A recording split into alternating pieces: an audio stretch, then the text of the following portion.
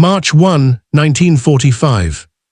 A cold mist drifts over the Moselle River as dawn pushes a pale grey light across the shattered bridges of Trier. The city, older than Rome's frontier provinces, older than the empire that once claimed it, sits silent beneath the echo of distant artillery. Stone archways broken by shellfire, medieval roofs collapsed into ancient streets. And along the eastern bank, U.S. Third Army patrols move cautiously between rows of bomb-scarred houses, their boots tapping against cobblestones laid almost 2,000 years earlier. Inside the city's core, the Porta Nigra stands blackened by smoke but unbroken, towering above the thin columns of American infantry who have just secured the last German positions. Tired radio operators kneel beside rubble, calling in confirmations. The city has fallen fast, cleaner than expected, and far ahead of the timelines drawn at Allied headquarters. But as the men of the 10th Armored and 94th Infantry Divisions sweep the streets, a single question, almost absurd in its timing, is already rising through the chain of command. And that question, delivered from George Patton to Omar Bradley, will ignite one of the most legendary exchanges of the entire war. By the spring of 1945, the war in Western Europe was entering its final, violent sprint. 9 months earlier, the Allies had fought their way off the beaches of Normandy and broken through the bocage of northern France. Paris had been liberated. The German army had been driven back across the Seine, the Marne, and the Meuse. For a moment, it seemed as if the Third Reich might collapse before the end of 1944. Then came the Ardennes. In December 1944, Hitler hurled his last great reserve into the forests of Belgium and Luxembourg. The Battle of the Bulge bent the Allied front line into a deep salient, threatened to split the American and British armies, and briefly shook the sense of inevitable victory. American units were surrounded, roads churned with snow, mud, and desperate traffic. For a few weeks, the outcome no longer felt guaranteed. It was in that chaos that George S. Patton's Third Army turned north in one of the most rapid and difficult redeployments of the war. Columns of tanks, tank destroyers, artillery, and infantry swung 90 degrees in freezing weather, racing along icy roads to relieve besieged American troops at Bastogne. The maneuver cemented Patton's reputation as the most aggressive field army commander on the Western Front, and it restored much of the initiative the Germans had briefly seized. By late January 1945, the Bulge was flattened. The German offensive had failed, but the cost in time and blood was enormous. The Allied High Command now faced a new question: how to force a final collapse of Nazi Germany west of the Rhine. At the top sat General Dwight D. Eisenhower, Supreme Commander of the Allied Expeditionary Force. Under him, the Western Front was divided into army groups. In the center of that structure was the U.S. 12th Army Group, commanded by General Omar N. Bradley, quiet, methodical, often described as the soldier's general. Under Bradley were several armies, including Patton's Third Army. If Eisenhower represented political balance and coalition diplomacy, Bradley embodied calm control and steady planning.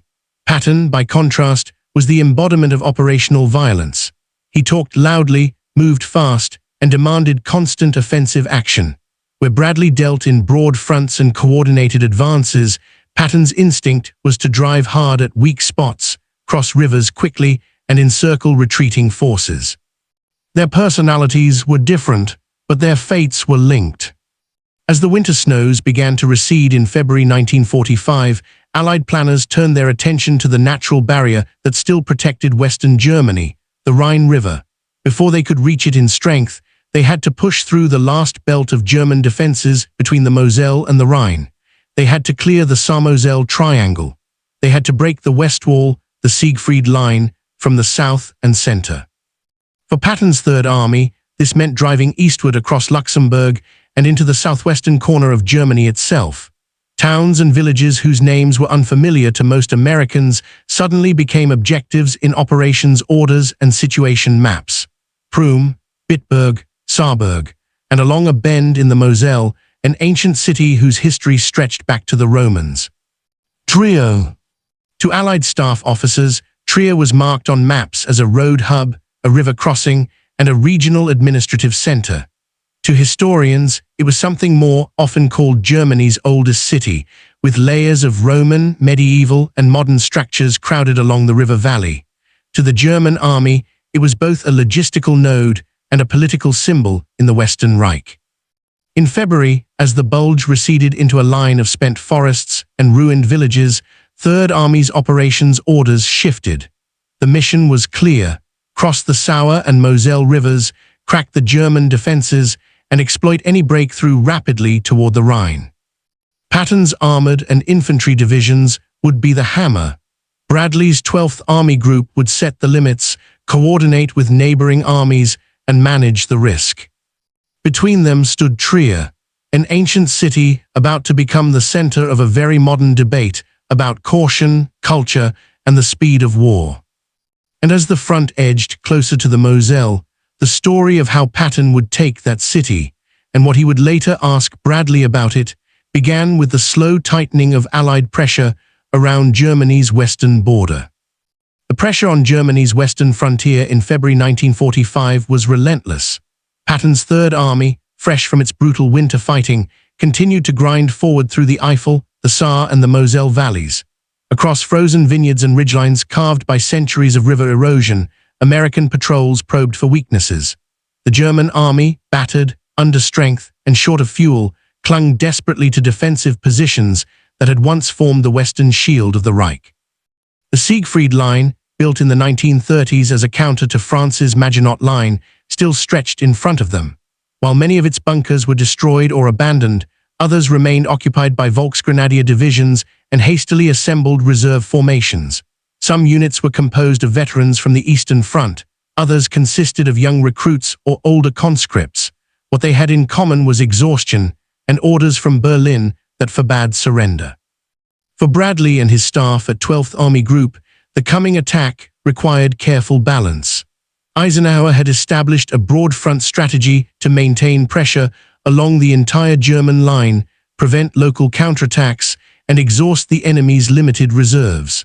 But within that broad front, Patton's Third Army was positioned to exploit any rapid collapse west of the Rhine. The challenge was to push hard enough to seize opportunities without overextending into pockets of stubborn German resistance. Trier itself was not expected to fall easily. With a pre-war population exceeding 70,000, it sat at a natural choke point along the Moselle River. Road networks converged there. Rail lines passed along its valley. The German command designated it a strongpoint, a Festung, to be held as long as possible. Even more complicating was the fact that the city was filled with civilians trapped by the fighting. Allied planners hoped to minimize unnecessary destruction, both for humanitarian reasons and because Trier contained irreplaceable Roman structures that predated most European capitals. Bradley's headquarters issued operational bounds, sector limits, and advance rates for each army. These guidelines were meant to keep the intelligence picture coherent and prevent gaps from forming between American and British lines. Patton read them as restrictions and sometimes as unnecessary breaks on momentum. His belief was simple: an enemy on the run should never be allowed to rest. Every hour of delay gave the Germans time to reorganize. As February advanced, reports from Patton's lead divisions painted a clearer picture of German disintegration. Town after town fell faster than expected. Bridges that intelligence had expected to be demolished were captured intact. Intercepted messages suggested local commanders were struggling to maintain communications. Fuel shortages forced German armored units to abandon tanks along roadsides, turning them into steel obstacles rather than weapons. Still, the terrain itself offered resistance. The Moselle Valley narrowed into steep hills crowned with fortifications dating to earlier wars. Artillery positions fired from concealed slopes. German engineers rigged road junctions, culverts, and vineyards with mines. Rivers could flood quickly with winter melt. And in the middle of that geography was Trier. The city's Roman gate, the Porta Nigra, towered over the northern entrance, a reminder of its strategic importance even to ancient legions.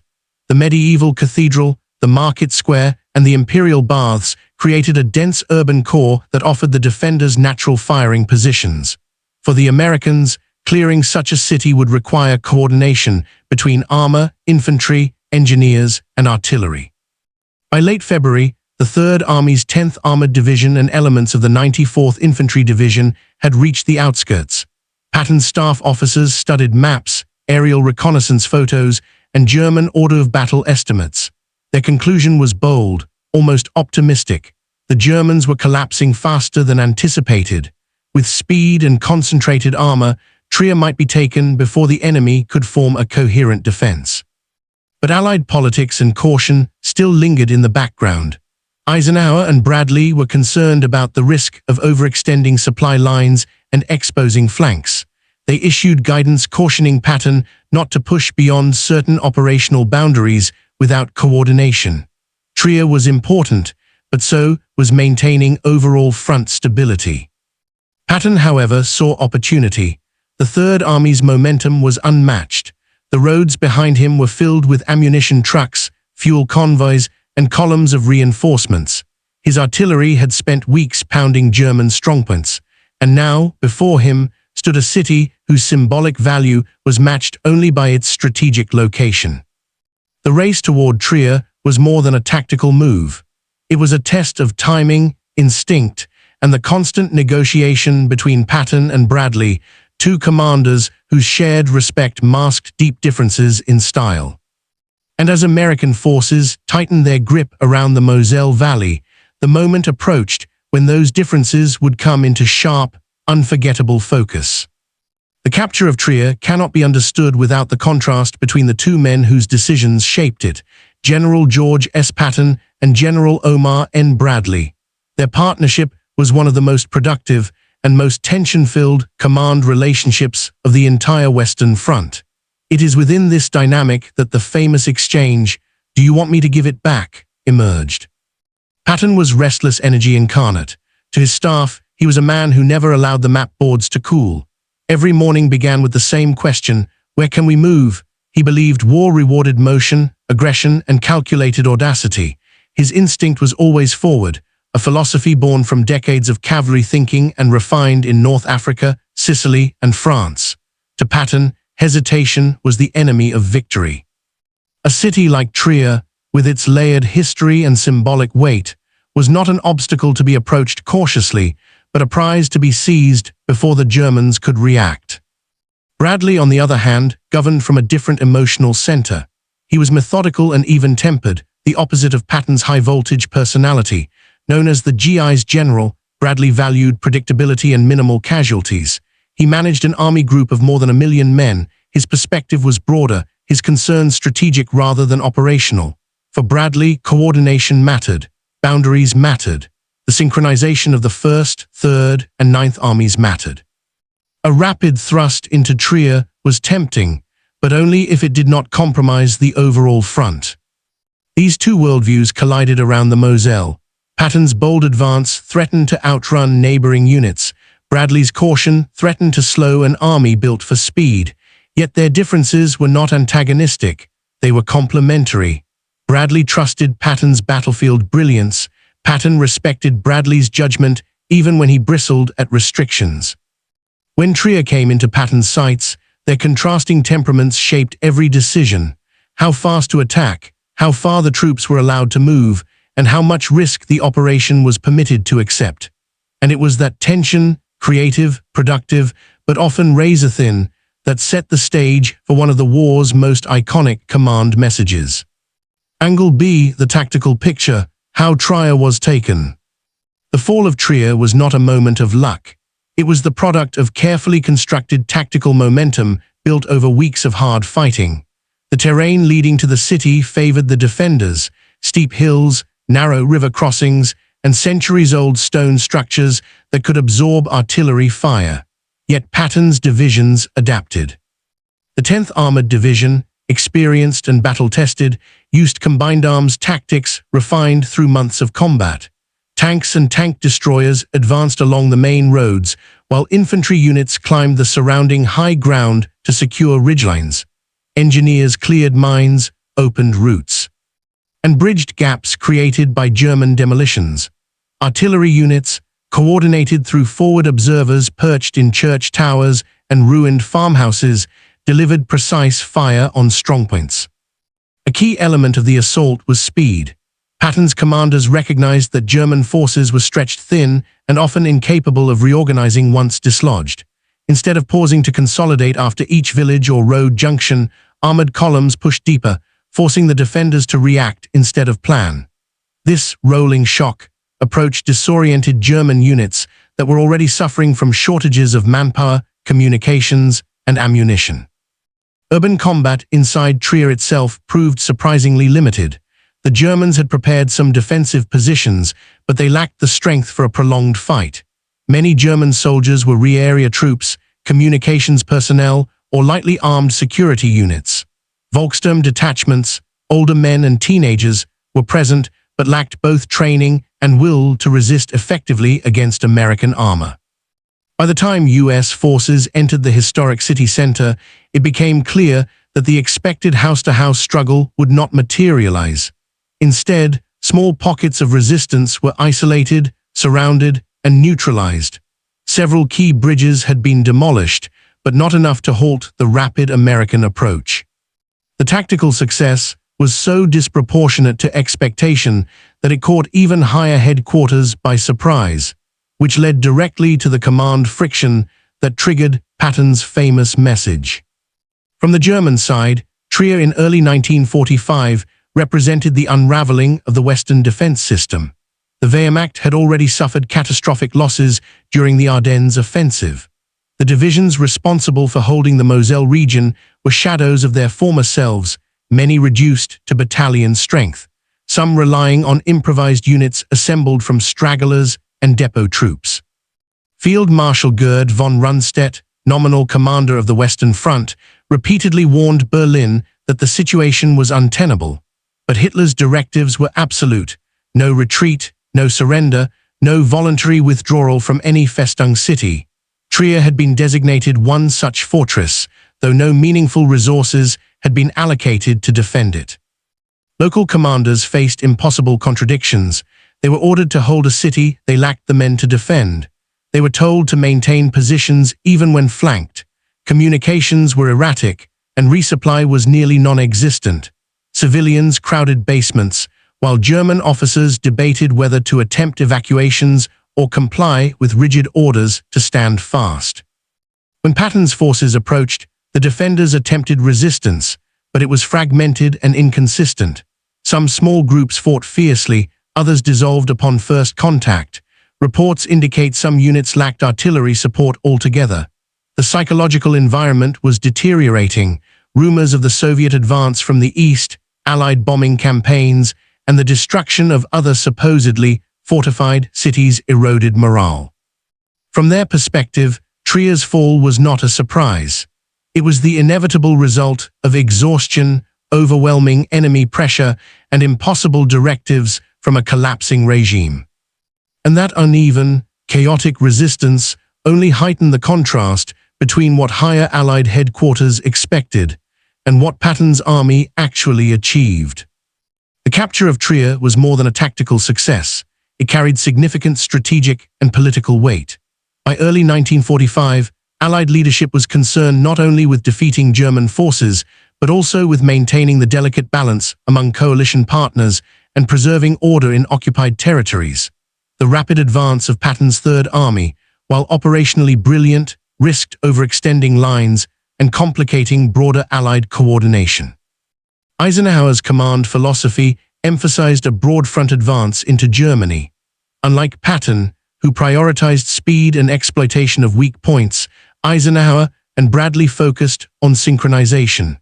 Their goal was to prevent any one army from racing too far ahead, leaving flanks exposed or provoking unnecessary civilian casualties. In this context, Trier represented both an opportunity and a risk. Capturing the city could disrupt German defenses and speed the collapse of southwestern Germany, but it could also expose Patton's units to counterattack or create logistical bottlenecks. Bradley's calculated caution was informed by this balance. His 12th Army Group oversaw multiple armies. He could not afford operational missteps that might compromise the broader front. When Patton inquired about pushing into Trier, Bradley weighed the immediate military gain against political, humanitarian, and operational considerations. The tension between rapid exploitation and controlled advance reflected a broader strategic challenge faced by Allied commanders: how to combine audacious tactics with disciplined coordination in a theater of millions of soldiers. From the German perspective, the city's capture was not only a military defeat, but a political blow. Trier's fall undermined morale among remaining German units and highlighted the Third Army's ability to penetrate deep into Western Germany. Commanders in Berlin faced mounting evidence that their Western defenses were crumbling, further constraining strategic options. For Allied planners, Trier's seizure demonstrated the effectiveness of operational audacity when balanced against the need for overarching coordination, setting a precedent for subsequent advances toward the Rhine. Trier was not just another urban objective, it was a living repository of history. Its Roman gates, medieval churches, and centuries-old streets symbolized the cultural continuity of Europe, a continuity that Allied forces were determined to preserve even amidst the brutality of war. Patton, known for his aggressive tendencies, was acutely aware of the potential for unnecessary destruction, yet his priority remained operational momentum. Bradley, conversely, insisted on caution and preservation, emphasizing rules of engagement designed to protect civilian life and heritage. The ethical dimension was immediate. Civilians were trapped within the city, fearful of bombardment and street fighting. Allied commanders had to navigate the tension between speed and humanity. Orders were issued to minimize artillery in densely populated areas unless German positions made such measures unavoidable. Patrols were directed to clear buildings carefully, and engineers worked to bridge rivers without damaging historic structures. Patton's approach, while faster and more audacious, required a keen understanding of the city's built environment. Tanks could not barrel through narrow streets without risking both civilian life and ancient architecture. Infantry units moved cautiously through market squares and courtyards, aware that every misstep could cause destruction or fatalities. Bradley's caution provided a counterbalance, reminding the Third Army that operational success carried a responsibility beyond the battlefield, to safeguard the human and cultural fabric of Trier. This moral calculus influenced the famed exchange that would define their command relationship.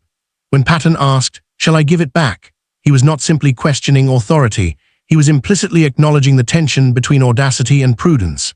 Bradley's response, measured yet firm, reflected an understanding of this balance, a recognition that victory was not solely measured in kilometers gained or positions seized, but also in the preservation of civilization amid war.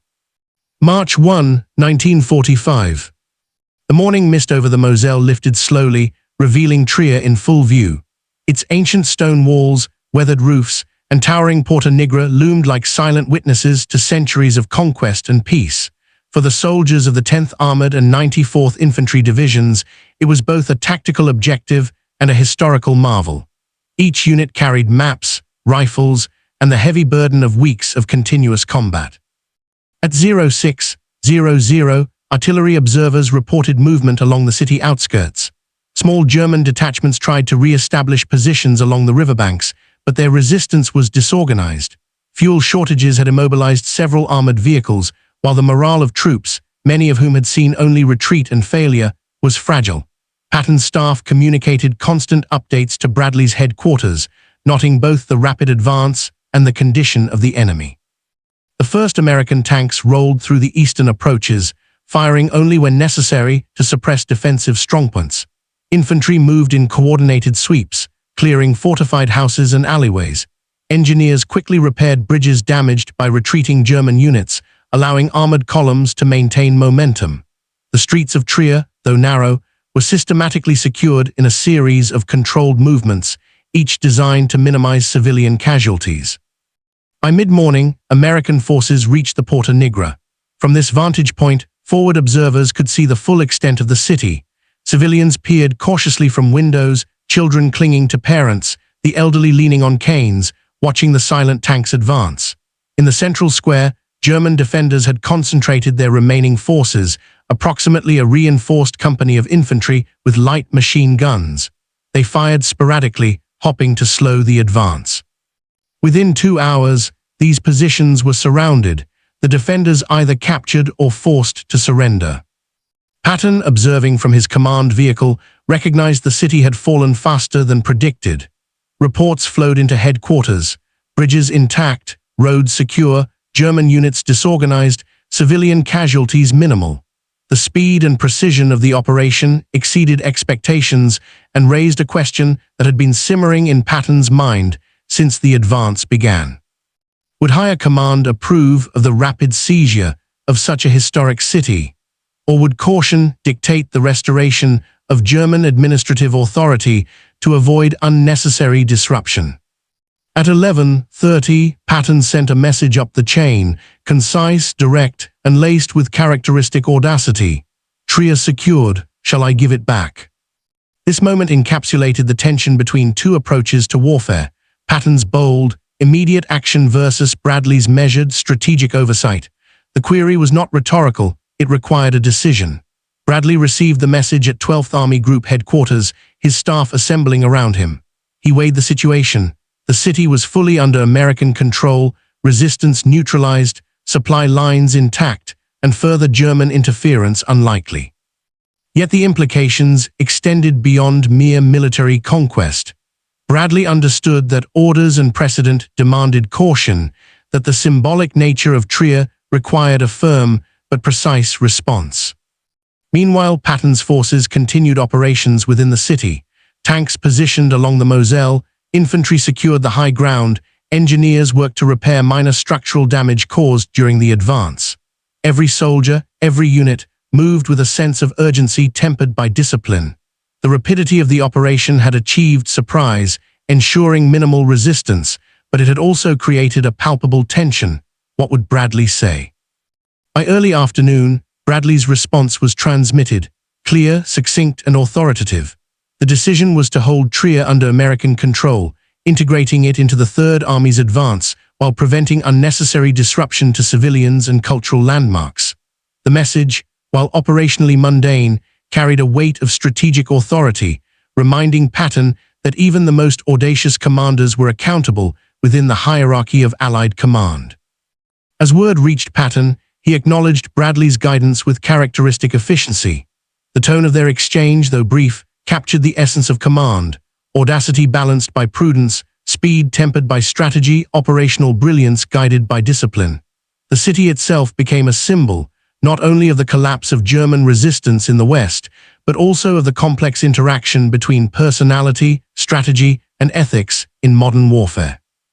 By late afternoon, Trier was fully secured. Artillery units were repositioned for the next phase of operations, and patrols began reconnaissance toward the Rhine. Casualties had been minimal, both civilian and military, due largely to the combination of tactical surprise, disciplined infantry movement, and rapid armor support. In this decisive moment, the legendary exchange between Patton and Bradley was not merely words on a page. It was a reflection of the human and strategic forces that shaped the battlefield: instinct versus calculation, initiative versus oversight, history versus immediacy. The capture of Trier had been completed, but the war continued, and the decisions made in those hours would ripple through subsequent operations, shaping the final weeks of the Western Front. As Trier settled under American control, the implications of the city's capture extended far beyond tactical success. Patton's query, "Shall I give it back?" was not a whimsical challenge. It reflected the friction between two imperatives: rapid exploitation of collapsing enemy lines and adherence to the operational framework set by Bradley and Eisenhower. By mid-afternoon, American units had consolidated positions along Trier's northern and eastern approaches. Engineers repaired bridges over the Moselle that had been partially demolished by retreating German engineers. Infantry secured the Cathedral District and the medieval marketplace, ensuring civilians could move freely while preventing any remaining German combatants from regrouping. Artillery observers reported no further enemy movement, and the city's fall was officially confirmed in dispatches to 12th Army Group headquarters. Bradley, receiving Patton's succinct message, took a moment to assess the situation. Intelligence reports indicated that German forces were not in a position to retake Trier, and that further delay could have exposed Third Army's flanks if the advance continued too aggressively. Civilian considerations, including the preservation of ancient monuments like the Porta Nigra and the Roman baths, weighed heavily. Bradley's decision, communicated with the authority of a commanding general overseeing an entire army group, was unambiguous. Trier would remain under American control, and Patton was to continue the forward push only within the limits previously defined. Patton, ever the pragmatist in operational matters, acknowledged the order with his characteristic efficiency, yet the brevity of his inquiry and the context in which it was delivered made the exchange legendary. Here was a commander who had seized a city at remarkable speed, with minimal loss of life, daring to question whether such a conquest could be allowed to stand. And here was another commander, measured and strategic, responding in a way that balanced initiative with responsibility.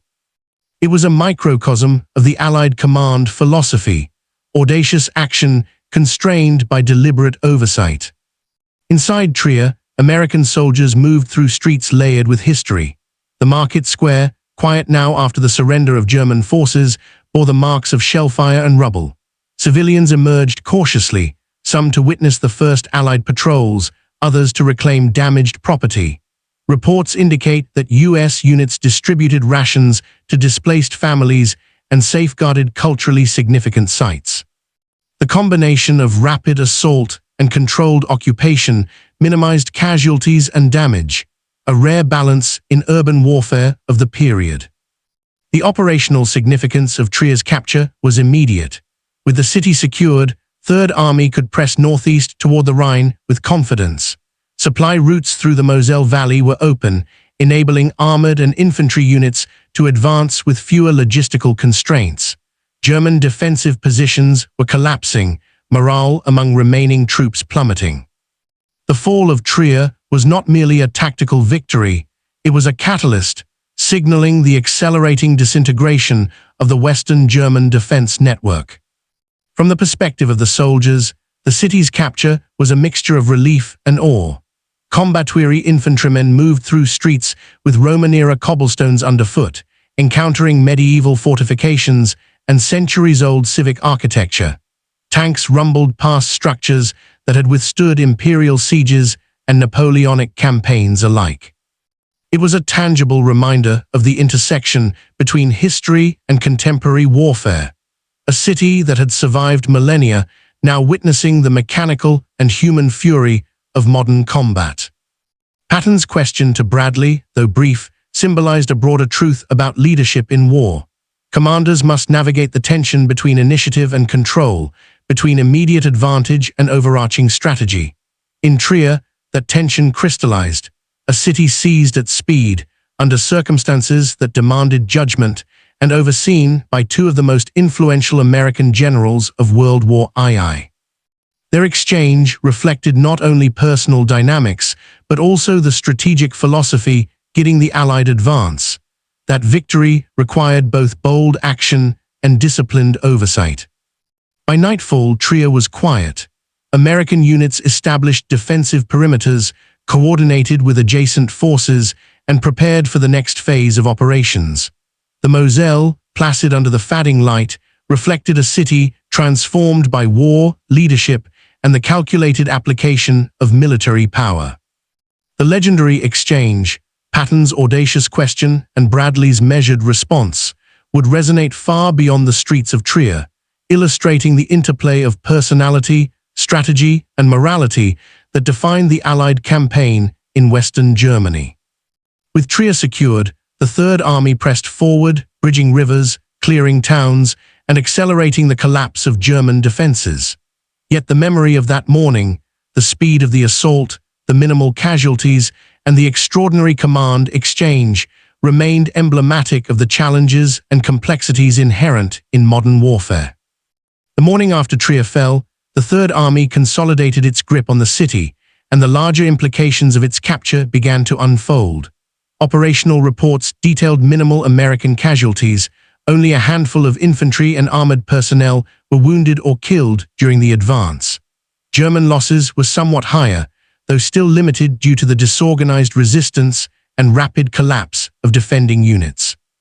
Most surviving German troops were taken prisoner, many surrendering voluntarily as the futility of further resistance became apparent. The fall of Trier opened the Moselle Valley for continued Allied advances. Supply convoys could move unimpeded, allowing armor, artillery, and infantry units to push northeast toward the Rhine. Bridges that remained intact accelerated movement, and engineers worked quickly to repair those damaged during the German retreat. The logistical advantage gained was immense.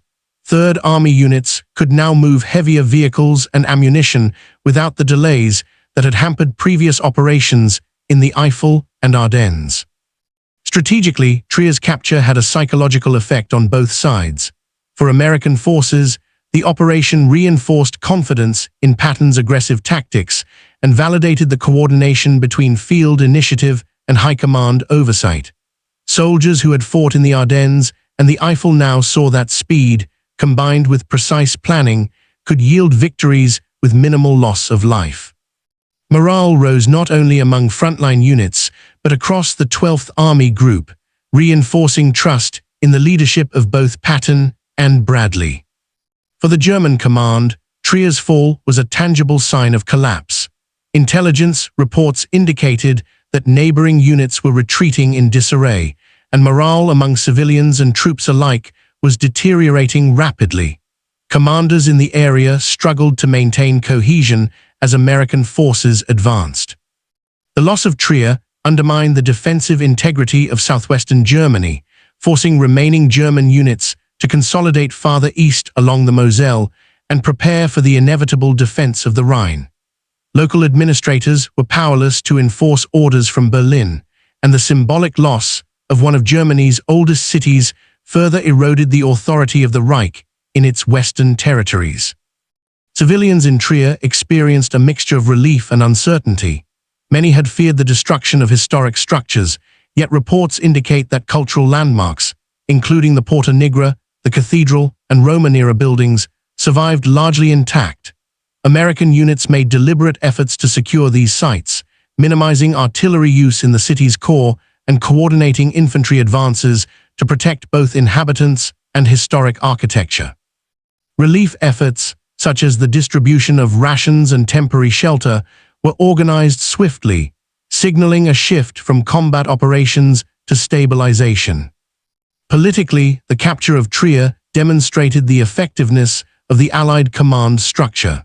Bradley's measured oversight ensured that operational success did not compromise broader strategic objectives, while Patton's rapid execution capitalized on the disarray of German forces. Their exchange, both literal and symbolic, illustrated a fundamental principle of coalition warfare. Audacious initiative must be guided by disciplined strategy. This balance allowed Trier to be seized decisively while preserving order, infrastructure, and cultural heritage, setting a precedent for subsequent urban operations during the final push into Germany. Reports reaching Eisenhower's Supreme Headquarters confirmed both the military and symbolic significance of Trier. The operation highlighted the benefits of combining aggressive field action with strategic coordination at the Army Group level. It also demonstrated that urban operations, when executed with precision and discipline, could achieve objectives without extensive destruction, a lesson that would inform planning for larger cities still to fall along the Rhine. By nightfall, the streets of Trier were quiet. American forces had established defensive positions along key routes and prepared for continued operations to the northeast. The immediate tactical victory had been achieved, but the city's capture had far-reaching consequences: a morale boost for Allied troops, a collapse of local German authority, and a template for combining operational audacity with strategic prudence. In the days following Trier's capture, the broader consequences of the operation became increasingly evident. The fall of the city accelerated the collapse of German defenses in the Moselle Valley, allowing Patton's Third Army to press forward with momentum that would carry them to the Rhine within weeks. Supply lines were secure, armored units moved unimpeded, and infantry divisions were able to consolidate gains while preparing for subsequent urban operations. The rapid advance through Trier demonstrated that well-coordinated speed could overcome entrenched positions without significant casualties, a lesson that reverberated through the rest of the Western Front. German command struggled to respond. Units that might have attempted counterattacks were already retreating or had been depleted in earlier engagements. Intelligence reports from remaining Wehrmacht formations indicated confusion and disorganization. Local civilian authorities were powerless. Berlin's directives were ignored or unenforceable, leaving the occupied regions in administrative limbo. Trier's capture became emblematic of the inevitability of Allied victory. A historic city, long a symbol of German endurance, now firmly under American control. Cultural preservation was a notable aspect of the aftermath. Allied engineers and units had intentionally minimized damage to Trier's Roman gates, medieval cathedral, and ancient streets. These measures were unprecedented in many urban operations of the war, where rapid advances often came at the cost of historic structures. Eyewitness accounts describe American soldiers carefully maneuvering armored vehicles through narrow streets, civilians cautiously returning to market squares, and engineers working quickly to stabilize damaged infrastructure. This balance between operational success and cultural preservation would serve as a model for future urban occupations. From a political standpoint, the capture reinforced the authority and effectiveness of Allied high command. Bradley's oversight ensured that the operation aligned with the broader strategic goals of the 12th Army Group and Eisenhower's coalition. Patton's audacity had achieved immediate tactical success, but it was Bradley's measured guidance that prevented potential overreach or unnecessary destruction. The exchange between the two generals, Patton's daring query and Bradley's firm, reasoned reply, became legendary not only for its wit, but also for what it represented: the harmonization of initiative with responsibility. The operation also had a significant psychological impact on both sides. For American troops, Trier's rapid fall validated aggressive tactics and boosted morale. Soldiers who had endured the hardships of the Ardennes and Eifel now saw a concrete example of what coordinated speed and precision could achieve. German troops, meanwhile, were confronted with the stark reality of the Reich's crumbling defenses. Trier's capture signaled that even symbolic strongpoints could not withstand the momentum of a determined and well-led Allied advance. Reports and photographs circulated through military channels, documenting both the success of the operation and the care taken to protect civilians and historic landmarks. These accounts became part of official records, emphasizing not only the military achievement, but also the adherence to principles of conduct during urban warfare. Historians later cited Trier as an example of how operational brilliance and ethical responsibility could coexist in high-intensity combat situations. By the end of the week, Trier was fully integrated into Third Army operations. Roads and bridges facilitated continued advances toward the Rhine, while units prepared for future urban engagements along the Moselle. The capture of the city had far-reaching implications.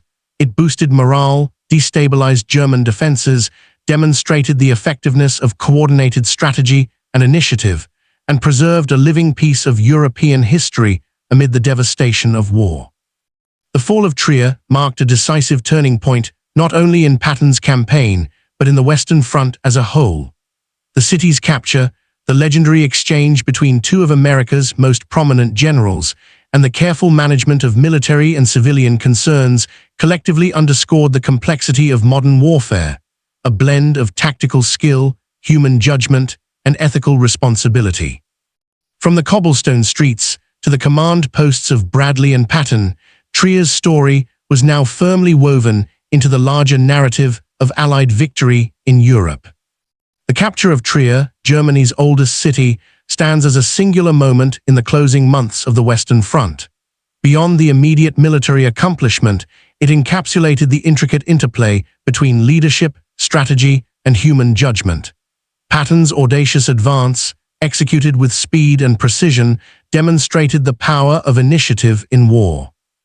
Bradley's measured oversight ensured that this audacity remained disciplined, aligned with broader strategic objectives, and sensitive to the realities of civilian life and cultural preservation. Trier itself, its Roman gates, medieval streets, and centuries of accumulated history became more than a tactical objective.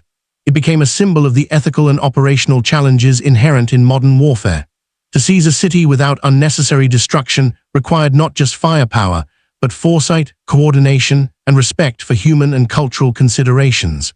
The balance struck by the Americans in Trier offered a template for subsequent urban operations, illustrating that military success need not come at the expense of history or humanity. The exchange between Patton and Bradley, brief, witty, and now legendary, crystallized a larger truth about command. War is not conducted by plans alone. It is shaped by personalities, judgment, and the constant tension between speed and caution. Patton's question, "Shall I give it back?" and Bradley's measured response reflected a command philosophy that valued both bold action and thoughtful restraint, a balance that contributed to Allied victory across Europe. Ultimately, Trier's capture marked more than the fall of a city. It represented the collapse of a defensive network, the acceleration of Allied momentum toward the Rhine, and the culmination of leadership that combined audacity with discipline. It reminded soldiers, generals, and historians alike that victory is achieved not only through strength of arms, but through the careful coordination of human judgment, strategy, and ethical responsibility. As the Third Army continued its push into the heart of Germany, Trier stood silent but resolute, a testament to centuries of history, the resilience of its people, and the extraordinary command decisions that shaped its fate in the final months of World War II.